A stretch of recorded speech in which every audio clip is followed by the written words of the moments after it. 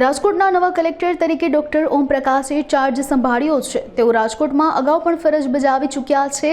Charge સંભાળતાની સાથે જ તેમણે કહ્યું હતું કે અગાઉ રાજકોટમાં નોકરી કરી ચૂક્યો છું। 1.5 વર્ષ સુધી પ્રાંત અધિકારી તરીકેની ફરજો નિભાવી છે। રાજકોટનો મને અનુભવ રહ્યો છે।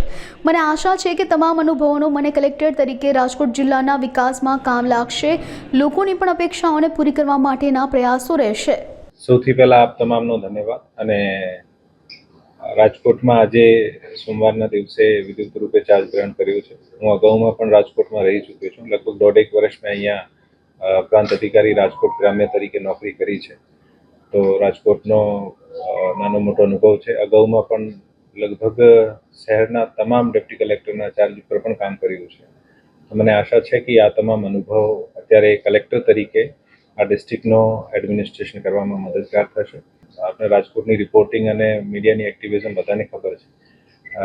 સારી રીતે આનો જે પણ વિકાસ થાય, જે પણ પોઝિટિવ વાતો હોય, જનમાણસો સુધી પહોંચે, આ જ અપેક્ષા છે। મેં આજે જ ચાર્જ જોઈન કર્યો છે। આજે આપણે ચર્ચા કરીશું કે અત્યાર સુધીના ડેવલપમેન્ટ કઈ રીતના રહ્યા છે અને ફ્યુચરમાં કેવી રીતે સરકારની એસઓપી માનની હાઈકોર્ટના પણ અગાઉના ઘણા બધા નિર્ણય હશે અને આ તમામને કોઈ પણ નીતિથી બાંધછોડ નહીં કરીને અને મેળાને કેવી રીતે આપણે એક્ટિવલી સારી રીતે, કારણ કે આજે મેળો જે છે આ આજુબાજુના વિસ્તાર માટે ખૂબ જ લોકપ્રિય અને એન્ટરટેનમેન્ટનું સાધન પણ છે।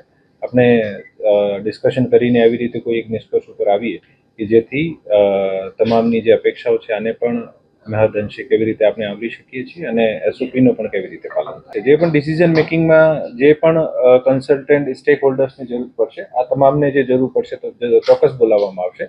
એક વખત અત્યારે ચર્ચા કરી લઈએ કે અત્યાર સુધીના ડેવલપમેન્ટ શું છે અને આપણે કેવી રીતે આમાં આગળ વધવાનું છે। પછી જે પણ યોગ્ય સ્ટેક હોલ્ડર્સ હશે આને સાથે ચર્ચા કરવામાં। અત્યારે લોકમેળામાં જેટલા પણ અત્યાર સુધીના ડેવલપમેન્ટ છે આને ધ્યાનમાં રાખીને કેવી રીતે આપણે આને ઝડપથી તમામ સારું સહકાર પણ મળે, જેટલા મેક્સિમમ શોપ્સનો અલોટમેન્ટ થાય અને મેક્સિમમ અમ્યુઝમેન્ટ એન્ટરટેનમેન્ટ એક્ટિવિટી થાય, માણસોને પણ એવી જ રીતે મેળામાં ઇન્ટરેસ્ટ રહે। આ તમામ પાસાઓને ધ્યાને રાખીને આ એક્ટિવિટી ઉપર ફરીથી મીટિંગ કરીને પછી એક નિર્ણય લઈશું। રાજકોટમાં ઓલમોસ્ટ તમામ પોઝિશન્સ ઉપર મેં કામ કર્યું છે અને રાજકોટમાં લગભગ મેં 1.5 વર્ષ જેવું કામ કર્યું છે। આમ સૌરાષ્ટ્રમાં મારી 3જી પોસ્ટિંગ છે।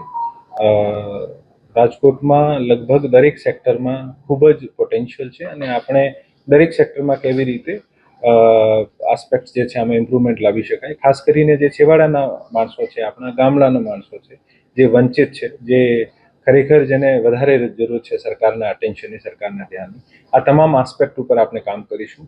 ચાહે આ હેલ્થ હોય, એજ્યુકેશન હોય, ઇન્ડસ્ટ્રીઝ હોય, તમામ પણ સેક્ટર્સમાં સોશિયલ સેક્ટરની સ્કીમ્સ હોય, આ તમામ સેક્ટર્સ ઉપર આપણે કામ કરીને ખરેખર એક જે ગામનું ગરીબ માણસ છે, આ ગરીબ માણસને પણ એવું ફીલ થાય કે સરકાર આપણે માટે કામ કરી રહી છે। આ દિશામાં આપણો પ્રયત્ન રહેશે।